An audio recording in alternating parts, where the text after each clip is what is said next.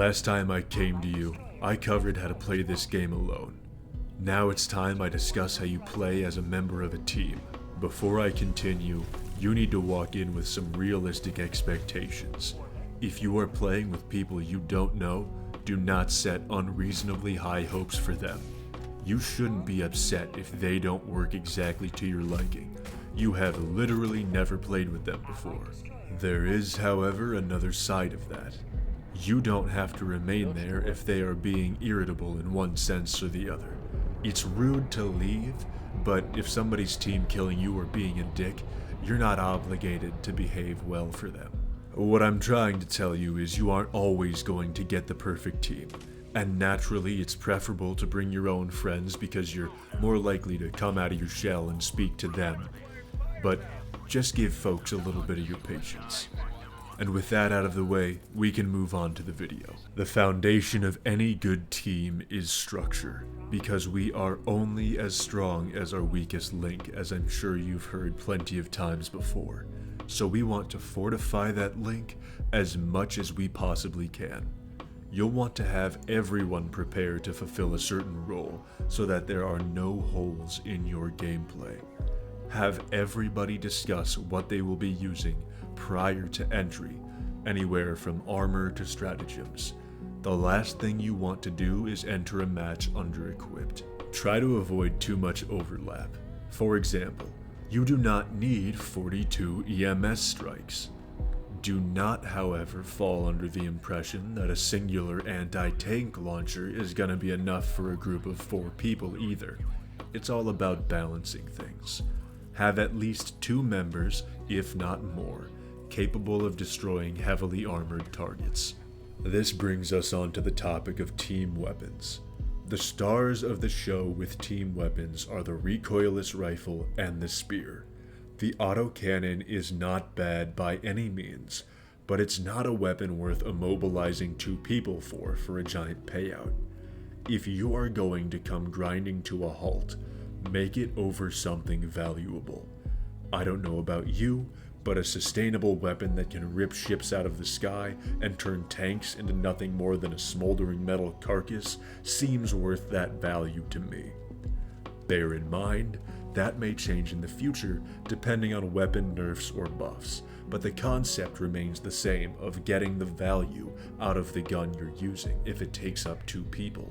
Once you finally get on world, I find the best thing to do is group 2 by 2 and break off in your own directions.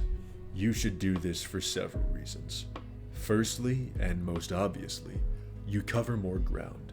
You'll be able to gather more supplies and complete all of your objectives in half the time. Secondly, the less people you have stacked up in one area, the less noticeable you are when moving around. This will result in lessened instances of being spotted by patrols, saving you even more time. Now those 2 benefits may suggest, why not everybody break off into different directions and we get it all done in a quarter of the time? A question that brings us to benefit number 3. If you are unfortunate enough to die, you aren't getting reinforced across the map. Your battle buddy can bring you right back into your fight, where you are familiar with the current situation, as opposed to somebody else dropping you in on their fight, wherein all you know is that there is chaos surrounding you on all sides. Fourth and final point, although I'm sure there's more I've not yet thought about. This one's pretty simple. It's opening the double scanner doors for extra loot. Now that you have ample people to cover ground, and you will be saving more time, you should be trying to get everything on the map completed. This next portion is paramount to any degree of success. You will be crippled without it. You must communicate with your team, especially when it comes to engaging enemies and relocating. I'm sure at some point in your life you've heard the phrase, "What they don't know won't hurt them." Well, what your teammates don't know will hurt the shit out of them. So keep them informed on the things they aren't aware of, whether it be pinging or actually talking to them. When you start communicating with your teammates, a handful of beneficial things are going to happen as a result of that. To start, a vast reduction in friendly fire, because I know we've all been strafed by an airstrike at some point or another because someone didn't say where they were dropping it. You'll also stop reinforcements from coming in more often. My suggestion is having one person lay out all the grunts, because only the grunts call in reinforcements, while the other takes out the bigger targets, so that first person doesn't have to worry about getting smoked while they do their job. That's another little benefit of the 2x2 tactic as well. Doing this will not only result in you spending your reinforcements far slower, if at all, but will also lend to saving more of that sweet mission time that we can never seem to get enough of. A hidden benefit of communication isn't even about gameplay. Apart from a few assholes, HELLDIVERS has one of the best communities out there. So yeah, thank you very much. I need to leave, unfortunately, because I have class. Oh, I was gonna bounce and go visit some other people anyway.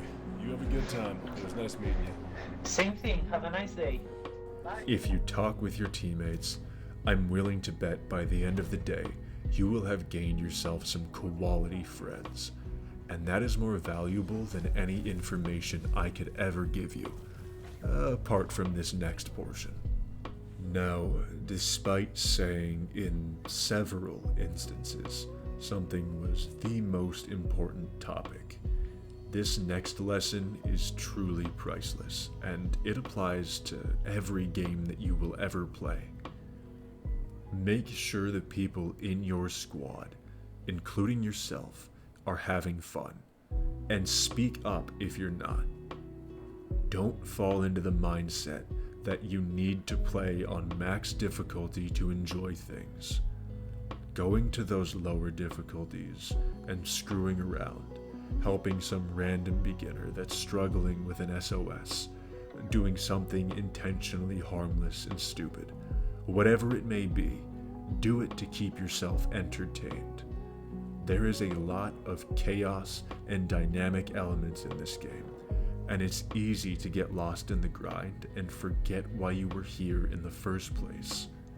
Take a moment to remind yourself, it's not about the destination, it's about the journey and the people we met along the way. So class, what have we learned today? Talk to your people and discuss your game plan prior to dropping. Assemble your equipment in a way that leaves no gaps in your fights. Use team weapons now that you actually have one. Split up into groups of 2 in order to maximize efficiency. Maintain communication with your team so nobody is left out of the loop. And never forget how to have fun in between buckling down and getting serious. Thank you for giving me your time today. If you haven't heard, we've got new content like mechs and other large vehicles coming our way soon. I've even heard rumors about a new faction possibly rearing their heads. I'll save that for a different day though. As always, thank you for watching. Feel free to comment on anything I may have missed. Have a great night.